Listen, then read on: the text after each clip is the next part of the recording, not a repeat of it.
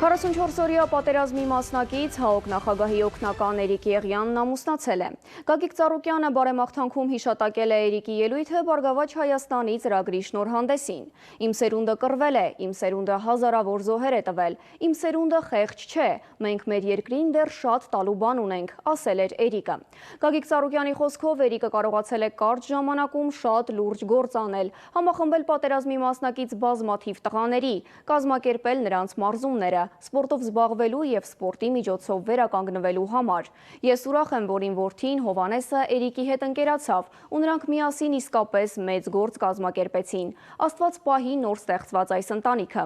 Իմ մաղթանքն ու ամենակարևոր առաջարկն է, որ երջանիկ լինեք ու շատ երեխաներ ունենաք։ Շատ երեխաներ ունենալը մեր ամենակարևոր պատասխանն է աշխարհին, մեր հետ կատարված անարդարություններին։ Նորաստեղծ ընտանիքներին, երիտասարդ ընտանիքներին իմ հորդորն է. ունեցեք շատ երեխաներ, իսկ պետությունը պարտավոր է ստեղծել ձեզ համար բոլոր հնարավորությունները, աշխատանք, տուն, արդար բարքեր, զարգանալու և կայանալու հնարավորություններ։ Սա առաջարկ Հայաստանին ծրագրի ամենակարևոր կետերից մեկն է, նշել է Գագիկ Ծառուկյանը։